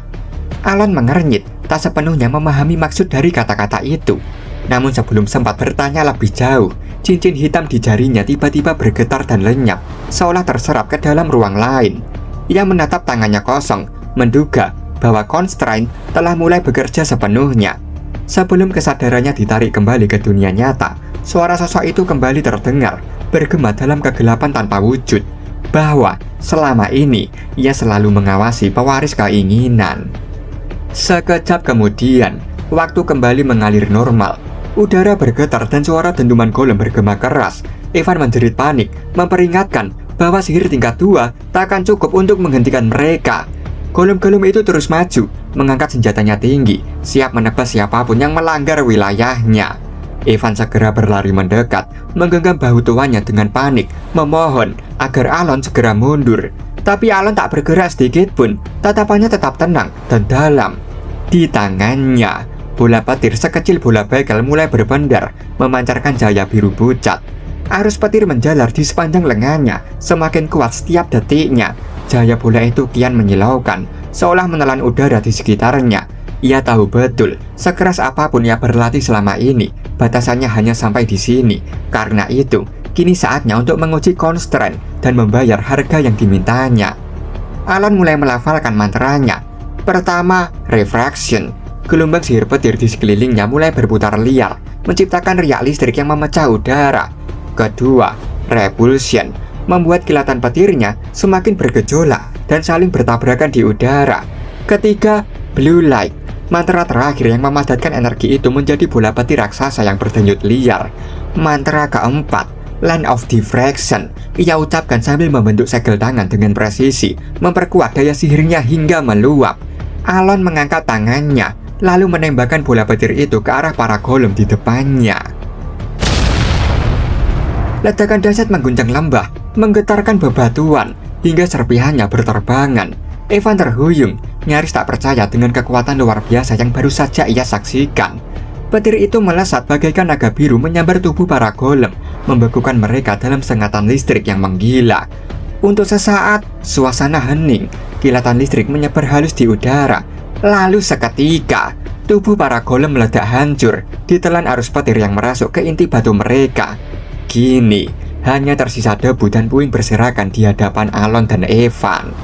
Evan menatap tuannya dengan mata lebar. Ia tak habis pikir dan bertanya, apakah Alon selama ini menyembunyikan kekuatannya? Dengan tenang, Alon menjawab, tidak juga. Evan makin heran, sebab selama 15 tahun menjadi mercenari, ia belum pernah melihat hal seperti itu. Dengan ragu, ia menanyakan lagi, apakah benar itu hanya sihir tingkat 2? Alon mengiyakannya. Padahal dalam benaknya, Alon sendiri kebingungan. Ini jelas berbeda dari sistem dalam game Psychedelia. Dalam sistem turn-based battle, sihir bisa ditingkatkan tiap giliran melalui segel tangan dan mantra. Kali ini, ia menaikkan sihir Chain Lightning dengan 4 mantra dan 5 segel tangan berturut-turut yang seharusnya hanya menghasilkan sihir petir berskala besar. Namun dengan batasan yang ia buat, semua sihirnya kini wajib memakai segel tangan dan mantra. Ia menduga kekuatannya telah meningkat berkali lipat tanpa ia sadari. Meski begitu, Alon sama sekali tak menyangka bahwa batasan yang ia buat mampu menjadikan sihir tingkat 2 sekuat itu, bahkan hingga membuat dirinya sendiri terkejut. Terlihat, Alon dan Evan kini telah keluar dari lembah. Evan tampak lesu dan kelelahan, seolah perjalanan mereka lebih berat daripada pertarungan hidup dan mati. Ia menggerutu, bertanya-tanya, siapa yang menciptakan tempat menjengkelkan semacam itu. Alon terdiam sejenak, pikirannya melayang. Ia mengingat kembali bahwa Labyrinth of Whisper sebenarnya memiliki nama lain. Dalam map outplay dan panduan strategi yang dulu tersebar di situs komunitas game, dungeon itu dikenal sebagai Labyrinth of Palaon. Setelah menyimpulkan hal itu, Alon memberitahu Evan bahwa pencipta lembah tersebut adalah pria bernama Palaon. Tanpa banyak bicara, Alon kemudian mengangkat tubuh Evan yang sudah hampir tak kuat berjalan dan berkata bahwa mereka akan kembali ke timur karena ada sesuatu yang ingin ia lakukan di sana. Malam itu gelap, angin lembah berhembus dingin saat keduanya menapaki jalan kembali. Alon masih menopang tubuh Evan yang terkulai. Dalam pikirannya, ia mulai menganalisis hasil pertempuran tadi. Jika ia memilih segel tangan yang sesuai dengan atribut sihirnya, maka kekuatannya bisa meningkat berkali lipat. Jika mantranya tepat, maka propertinya akan berubah secara signifikan. Dalam logika game, mekanismenya seharusnya sederhana. Visual tetap sama, hanya angka kekuatan yang naik. Namun kini, semuanya terasa berbeda. Ia benar-benar melihat transformasi nyata pada bentuk dan perilaku sihir setiap kali mantra diucapkan. Meski lubang mananya masih kecil dan terbatas, ia menduga bahwa kendali mananya yang tinggi membuatnya mampu melihat perubahan itu secara langsung. Ia pun berencana untuk mengujinya kembali begitu mananya pulih, sambil bersyukur karena sejauh ini segalanya berjalan lancar. Namun tanpa sepengetahuan mereka, di balik bayang-bayang bukit, seseorang tengah mengamati. Sosok itu adalah Rina. Setelah memastikan Alon dan Evan meninggalkan tempat itu, ia perlahan turun menuju lembah. Langkahnya ringan namun waspada, hingga akhirnya berdiri di atas artefak batu leluhur yang menjulang di tengah kabut. Rina menatap sekeliling, bergumam pelan bahwa tempat ini adalah peninggalan dari era para dewa luar yang telah terlupakan, dengan simbol-simbol kuno kekaisaran Alanef terukir di setiap batu. Saat ia membuka tudung kepalanya, pandangannya tertuju pada sebuah tulisan yang terukir samar di salah satu batu besar. Untuk temanku yang ditinggalkan sendirian oleh pahlawan si pengecut. Rina mendekati batu itu dan mengusap permukaannya yang dingin. Ia tahu orang yang menghentikan invasi Black Things dan berdiri menang melawan Al-Akulaka, makhluk pemakan hati manusia, adalah kaisar yang brilian, pahlawan The Great. Pengetahuan itu ia dapat karena terlahir dengan Ancient Library, anugerah langka yang diberikan padanya sejak ditunjuk dalam misi besar. Tanpa sengaja, ia mendengar Alon memberitahu Evan bahwa pencipta lembah itu adalah pahlawan. Rina tahu Alon memang sosok istimewa sejak Bloody Queen Jutia mengikutinya, hal yang tercatat dalam sejarah. Namun ia tak menyangka Great Moon adalah teman pahlawan. Ucapan Alon tadi bahkan tak tercantum di Ancient Library manapun, membuatnya penasaran siapa sebenarnya sosok Great Moon itu. Rina terdiam sejenak, wajahnya memerah, merasa malu karena selama ini ia terlalu buta oleh perintah. Tapi ketika ia masih larut dalam pikirannya, tiba-tiba ia merasakan kehadiran seseorang. Refleks, ia menoleh dan mendapati rekannya Deus. Dengan nada tenang, ia menanyakan apakah Deus membawa informasi.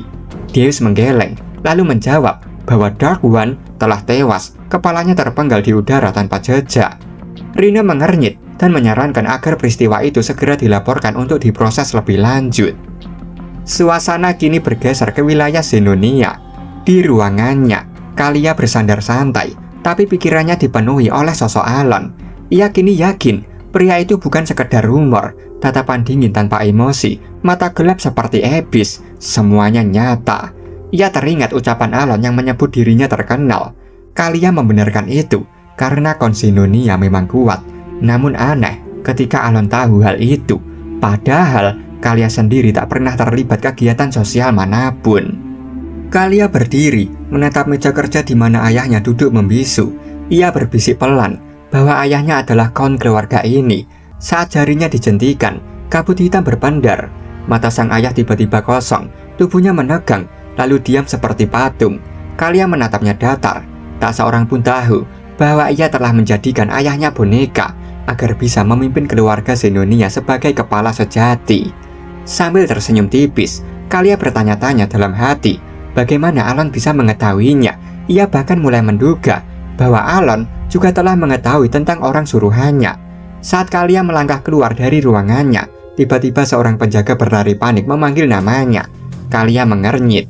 Nadanya datar namun tajam ketika menanyakan apa yang terjadi. Penjaga itu terengah-engah meminta Kalia untuk segera melihat ke kamarnya. Begitu pintu kamar itu dibuka, aroma darah langsung menyeruak. Salah seorang suruhannya tergeletak tak bernyawa, tubuhnya bersimbah darah. Penjaga menjelaskan dengan suara bergetar bahwa menilai dari segel si pelayan yang tidak aktif, kemungkinan besar korban masih menyimpan rahasia penting sampai akhir hayatnya. Kalia terdiam sejenak, matanya menyipit.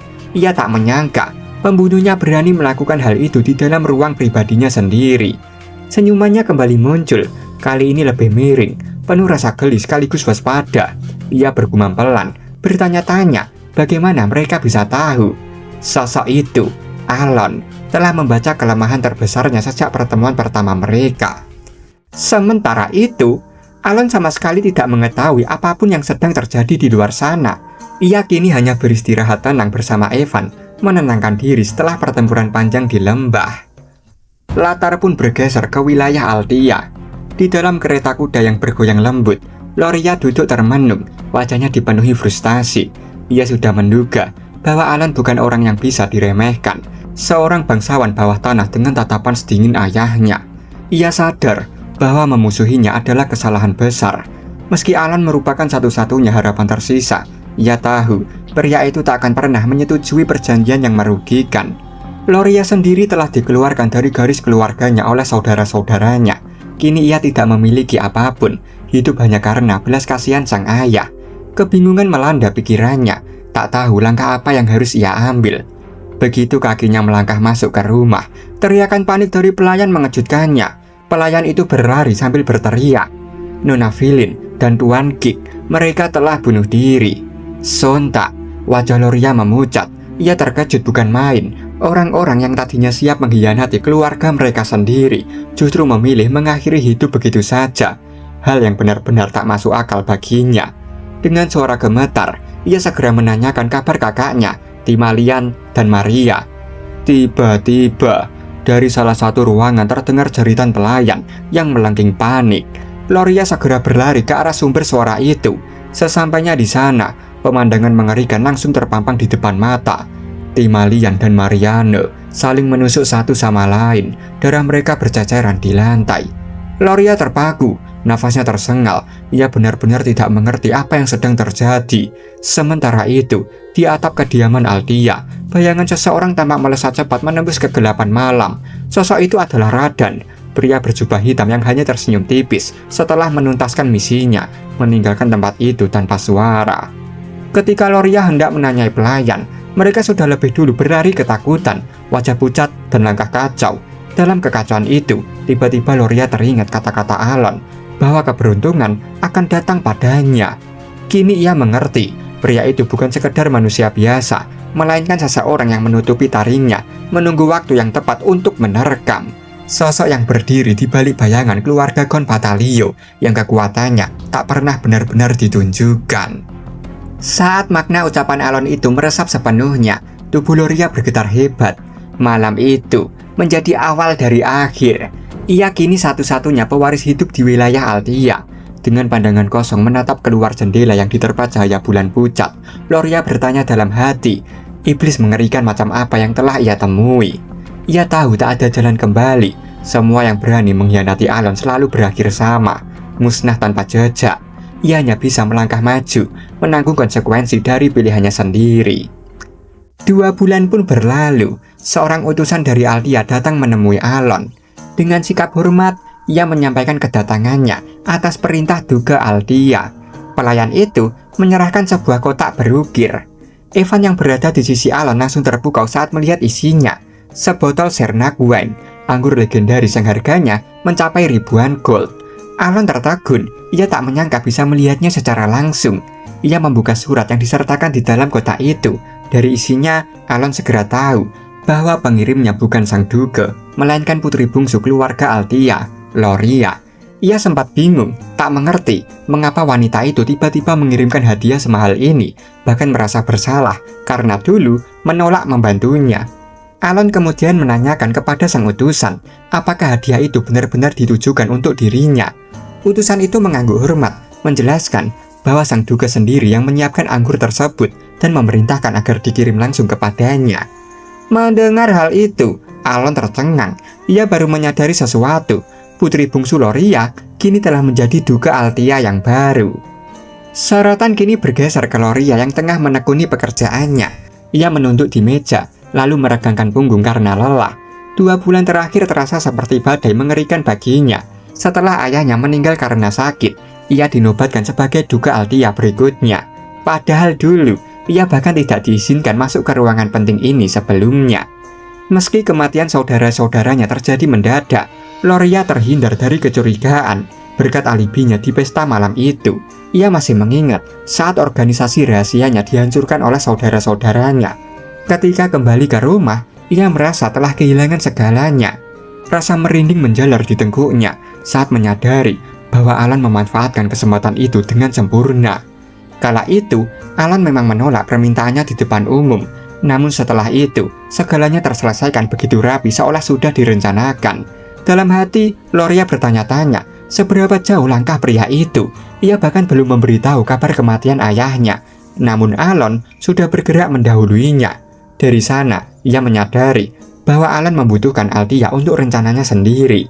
Meski kini ia telah menyatukan seluruh organisasi bawah tanah di Althea, kekuatannya masih belum sebanding dengan kekuatan misterius pria itu. Artinya, Alan menginginkan sesuatu yang lain, bukan kekuatan, melainkan reputasi Althea, nama besar yang mengendalikan dunia politik dari balik bayangan. Loria menatap foto ayahnya di dinding, menarik nafas dalam. Ia bertekad untuk fokus pada tanggung jawab barunya dan yakin penyelamatnya akan segera menghubunginya lagi. Ia berharap hadiah itu bisa membuat pria itu senang. Sorotan pun bergeser ke ruangan Alan, di mana utusan Althea baru saja berpamitan. Sementara Loria menganggap Alan sebagai penyelamat, Alan sendiri justru tampak kebingungan. Wanita yang dulu selalu terancam kini tiba-tiba menjadi duga Althea. Ia merasa ada sesuatu yang tidak beres di balik semua ini. Singkat cerita, beberapa bulan pun berlalu, tepatnya 5 tahun sebelum awal mula kisah aslinya. Evan berlari tergesa memanggil Alan, suaranya memantul di sepanjang koridor. Ia ingin memastikan apakah tuannya kini sudah resmi menjadi seorang count. Alan menoleh santai dan menjawab bahwa belum. Namun mulai tahun baru nanti, ia sudah bisa menggunakan gelar itu secara sah. Dalam benaknya, Alan bergumam bahwa menjadi seorang count terasa memberatkan hidupnya. Tapi mau bagaimana lagi? Meski begitu, ia cukup optimis. Begitu ia terbiasa, segalanya akan terasa lebih mudah. Di balik wajah datarnya, Alan memang menyukai berbagai keuntungan yang datang bersama status bangsawan. Evan kemudian menyerahkan sebuah surat bersegel kepada Alan. Surat dari Yutia. Alan menerima dan bertanya dengan penasaran, apakah Evan sudah menemukan informasi tentang pembunuh Leo? Evan menggeleng dan menjawab belum, tapi ia memberitahu bahwa Guild Intelligence sudah mulai menyelidikinya. Menurutnya, Alan akan segera menerima laporan terbaru dari mereka. Begitu mereka tiba di ruang buku, Evan memberanikan diri bertanya, apakah tujuan Alan sebenarnya untuk membalas dendam? Alan terdiam sejenak, pikirannya melayang. Ia merasa perbedaan besar yang kini dirasakannya mungkin adalah hasil dari campur tangannya sendiri terhadap alur game ini. Setelah merenung, ia menjawab tenang bahwa dirinya hanya ingin bersiap menghadapi situasi terburuk. Mendengar itu, Evan tersenyum kecil. Baginya, ucapan tuannya barusan membuat Alan benar-benar terdengar seperti seorang count sejati. Sambil menghela nafas panjang, Alan membuka surat dari Yutia. Ia sangat penasaran dengan isinya. Dalam surat itu, Yutia menanyakan kabarnya dan menyampaikan bahwa semua orang di panti asuhan baik-baik saja seperti biasanya. Deus kini sudah mahir memainkan boneka. Seolang sering bermain dengan teman-temannya. Rina tetap pendiam namun rajin membuat sesuatu, sementara Radan mulai senang berkebun. Selesai membaca, Alan menatap surat itu lama. Ia merasa surat-surat bulanan dari panti asuhan itu telah menjadi rutinitas hangat baginya. Meski tak bisa menemui mereka secara langsung, membaca perkembangan anak-anak itu membuatnya tersenyum, seolah ia benar-benar menjadi ayah mereka sendiri. Setelah merenungkan semua hal itu, Alan menanyakan pada Evan tentang perkiraan usia anak-anak di panti asuhan. Evan sempat terkejut dengan pertanyaan aneh tersebut, lalu menjawab bahwa sebentar lagi mereka akan beranjak dewasa.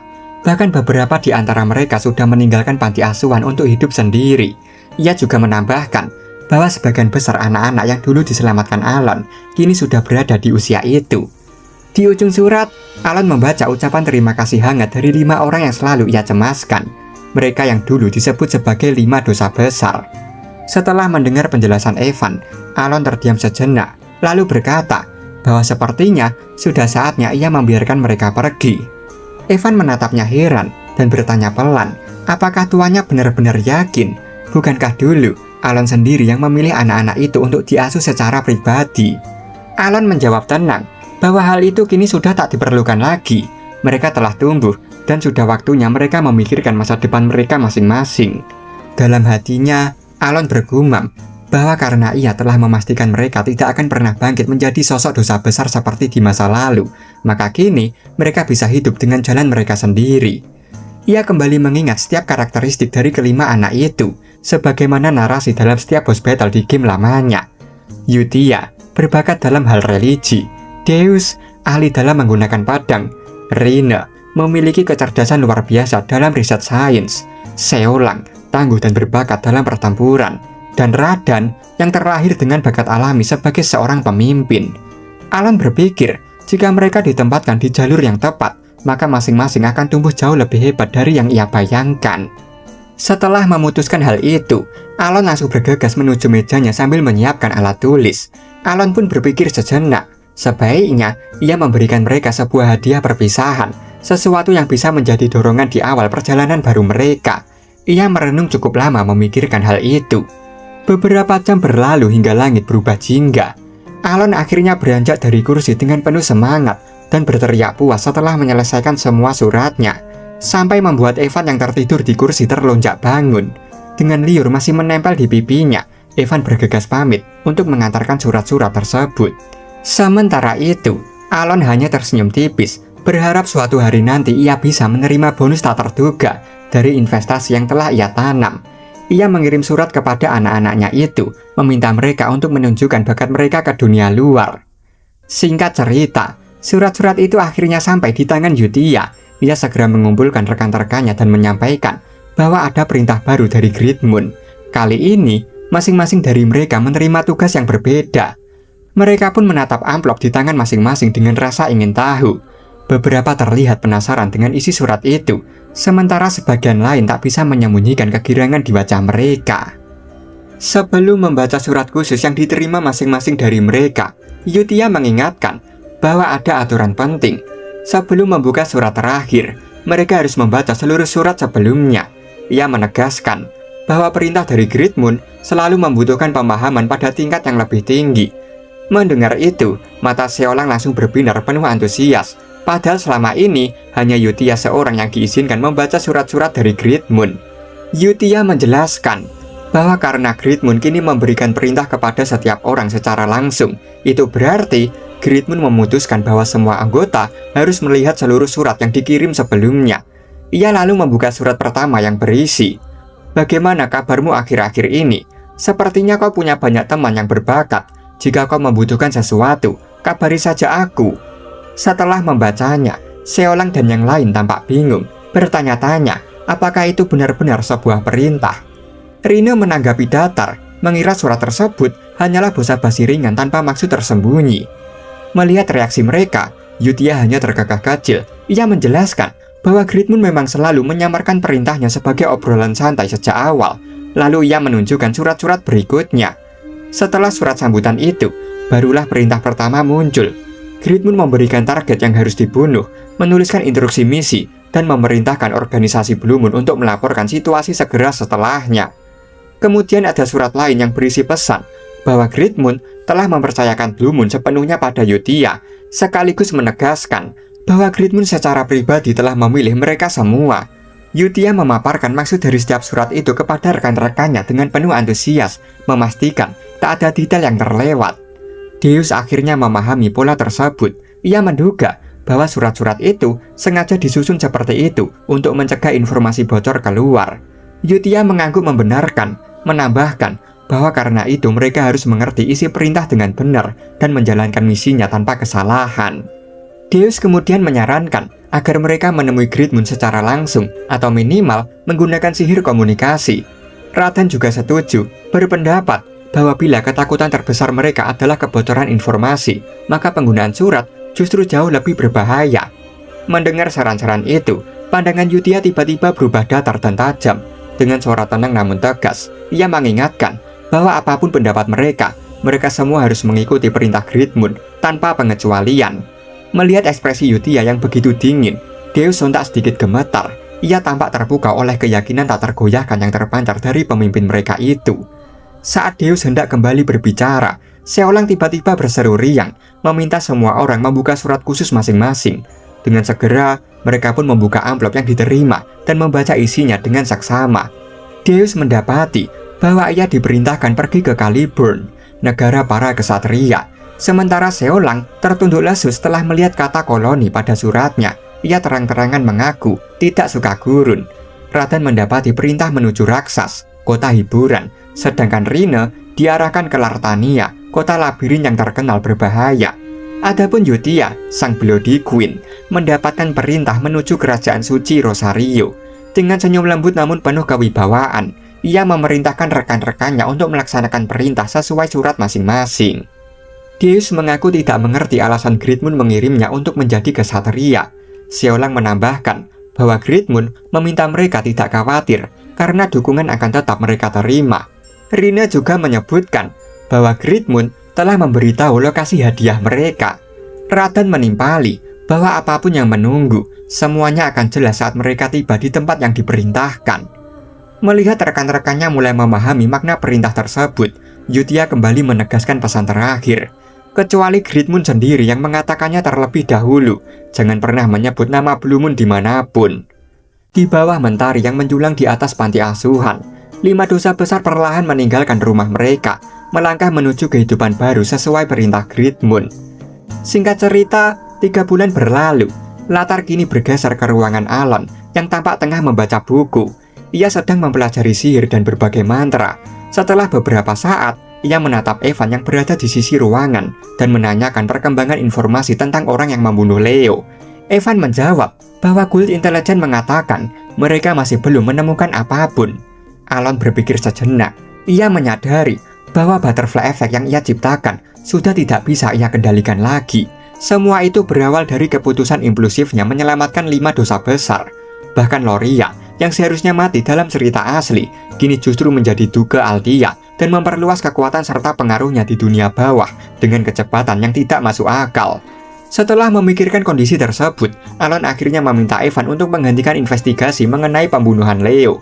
Dalam pikirannya, ia merasa bahwa ini jelas situasi di mana ketidaktahuan lebih aman dibanding tahu terlalu banyak. Dalam game, tidak ada satupun yang mampu lolos dari jaringan Guild Intelligence. Namun di dunia nyata ini, semakin dalam ia mencoba menggali hal yang seharusnya tidak ia sentuh. Hasil akhirnya mungkin jauh lebih buruk.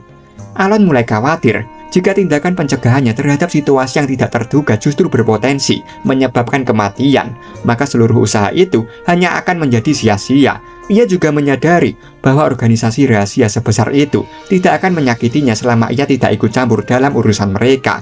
Untuk saat ini, mereka tidak punya alasan sedikit pun untuk menyerangnya, kecuali ia sendiri mendekat terlalu jauh. Setelah memantapkan keputusan, Alon menjelaskan pada Evan bahwa melanjutkan investigasi hanya akan membuang energi. Mendengar perintah itu, Evan menunduk hormat dan berkata bahwa ia akan segera menghubungi Guild Intelligence untuk menghentikannya. Tiba-tiba, Evan teringat sesuatu. Ia memberitahu Alon bahwa ada kabar penting. Deus baru saja ditunjuk sebagai seorang kenaik di Caliburn. Alon tidak terlihat terkejut sama sekali. Ia hanya mengucapkan syukur dengan nada datar, seolah sudah menduga hal itu sejak awal. 3 bulan berlalu lagi, Evan kembali membawa kabar baru. Kali ini lebih mengejutkan. Ia menyampaikan bahwa Deus telah membentuk sebuah ordo kenaik. Alon tidak bisa menyembunyikan keterkejutannya. Jika kabar itu benar, berarti Deus kini berada setidaknya di level expert atau bahkan melampauinya. Ia cukup heran, sebab belum lama Deus diangkat sebagai kesatria, namun perkembangannya sudah sedrastis itu. Evan melanjutkan bahwa banyak orang mulai membicarakan pencapaian tersebut. Mereka bilang dunia mungkin akan menyaksikan Master Kenaik kelima muncul dalam waktu kurang dari 10 tahun. Alon membayangkan sosok Deus dan bergumam bahwa jika benar ia menjadi Master Kenaik, maka yang dimaksud Evan pasti adalah gelar Sword of Caliburn. Evan menanggapi dengan nada kagum, mengakui bahwa Deus memang memiliki bakat luar biasa. 6 bulan kembali berlalu, menandai 1 tahun sejak 5 dosa besar meninggalkan panti asuhan. Saat Alon tenggelam dalam pekerjaannya sebagai Count, Evan datang membawa kabar baru. Dengan wajah serius, ia menyampaikan bahwa Deus telah benar-benar menjadi Sword of Caliburn yang sekaligus menjadikannya Master Kenaik kelima. Sontak, Alon membeku karena keterkejutan. Ia langsung bertanya, bagaimana mungkin Deus bisa mencapai peringkat Master Kenaik, mengingat hanya Sword Master saja yang mampu melampaui batas itu. Swordmaster Saiki Delia sendiri adalah superhuman yang telah menembus aura blade dan membangkitkan unique ability yang disebut derivation. Evan lalu menjelaskan bahwa Deus memang berada di jalur untuk menjadi salah satu Swordmaster, namun ia belum menciptakan derivation miliknya. Meski begitu, negara Caliburn tetap memberinya gelar Master Knight. Deus bukan hanya memenangkan duel melawan Master Knight keempat, tetapi Caliburn juga kehilangan satu Master Knight akibat pertempuran melawan Barbarian Utara. Penjelasan itu membuat Alon cukup masuk akal memahaminya, mengingat perang dengan Barbarian telah berlangsung lebih dari 10 tahun dan memakan banyak korban. Namun Evan tetap terdengar skeptis. Menurutnya, merasakan mana dan menggunakannya membutuhkan waktu sekitar 15 tahun, sedangkan membangun derivation sendiri biasanya memakan waktu beberapa dekade.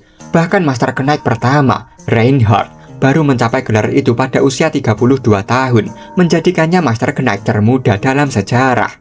Mendengar nama Reinhardt, wajah karakter game yang sangat familiar langsung muncul di ingatan Alon. Sosok kuat yang digambarkan telah mengayunkan pedangnya sejak usia 5 tahun, dan selalu meminta sang player mempercayai Swordmaster terkuat sepanjang masa itu. Dalam hatinya, Alon membenarkan bahwa Reinhardt memang sangat luar biasa. Bahkan dengan bakatnya, ia butuh 20 tahun untuk mencapai tingkat itu. Karena itu, seorang bocah tanpa pengetahuan pedang bisa menjadi Master Knight terasa benar-benar di luar nalar. Namun Alon segera menepis keraguannya. Jika Deus hanya menunggu derivation-nya bangkit, maka pada akhirnya Deus bisa saja melampaui Reinhardt sebagai Swordmaster sesungguhnya. Alon memikirkan kemungkinan itu sejenak sebelum menyampaikan bahwa mungkin dirinya bisa memanfaatkan Deus jauh lebih cepat dari yang ia perkirakan. Namun ketika menengok sebuah surat di mejanya, ia mengaku bahwa Deus barangkali tidak akan mau membantunya. Evan pun membenarkan, mengatakan bahwa jelas saja Deus tidak akan bersedia. Selama setahun ini, Alon hanya menerima surat dari Yutia. Dalam surat-surat yang dikirim secara berkala dari Kerajaan Suci, teman penanya itu selalu menuliskan perkembangan 5 dosa besar yang tumbuh bersamanya. Membaca tiap kalimatnya, Alon merasa bahwa mereka tetap saling terhubung. Meski kelima anak itu belum pernah melihat wajahnya, mereka setidaknya bisa terima kasih atas hadiah yang telah ia kirim. Namun melihat dirinya tak pernah mendapat satupun balasan hadiah, Alon merasa sedikit sedih. Ia memukul pipinya sendiri agar tidak larut dalam perasaan itu. Ia seharusnya bersyukur karena kelima dosa besar tersebut tidak menghancurkan kerajaan setelah mereka bangkit sepenuhnya. Setelah menarik nafas, Alon berkata bahwa asalkan mereka baik-baik saja, ia sudah merasa bahagia. Latar kemudian bergeser ke ibu kota Caliburn, pusat area Greatham, tempat para bangsawan peringkat tinggi tinggal. Di sebuah mansion besar milik Solar Eclipse Knights yang terkenal, para prajurit masih terlihat berlatih pada sore hari. Di salah satu ruangan, seseorang berdiri mengamati jendela. Sosok itu adalah Deus, yang kini menjabat sebagai Kapten Solar Eclipse Knights dan Master Knights termuda. Dari sana, Deus memperhatikan seorang gadis yang berjalan bersama pengawalnya. Gadis itu menengadah, tersenyum cerah, dan memanggil Deus sebagai kakaknya. Pria yang biasanya dingin itu sempat tersenyum ramah sebelum buru-buru berdehem dengan pipinya sedikit merah. Dalam hati, ia bergumam, mengingat bahwa sudah 1 tahun penuh ia pergi dari panti asuhan.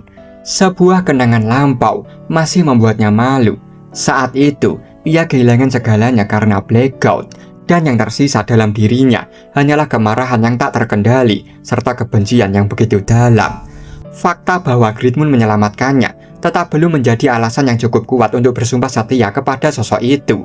Namun karena Greatmoon berjanji memberinya kesempatan untuk membalas dendam dengan tangannya sendiri, ia menerima perintah atas nama Blue Moon. Sejak itu, ia menjalani hidup sebagai bagian dari Blue Moon, melaksanakan misi berbahaya dan latihan yang begitu keras hingga ia tak peduli lagi pada kondisi tubuhnya sendiri. Bertahun-tahun, ia terus bergerak, mengumpulkan kekuatan untuk menjadikan semua itu pondasi balas dendamnya terhadap Black God. Dan ketika waktunya dirasa cukup, ia akhirnya menerima perintah pribadi pertamanya. Saat ia membaca surat perintah itu, ada satu kalimat singkat yang tertulis, "Hotel kecil di selatan Caliburn. Aku meninggalkan hadiah di sana." Hadiah itu tidak membuat Deus bersemangat, tetapi rasa penasarannya terpicu dengan kuat. Ia pun menuju hotel kecil tersebut, membuka pintunya perlahan, dan mendapati sesuatu yang sama sekali tak ia duga. Di balik pintu itu, hadiah dari Greatmoon ternyata adalah keluarga. Sosok yang ia kira telah hilang untuk selamanya, sesuatu yang jauh lebih berharga daripada hidupnya sendiri.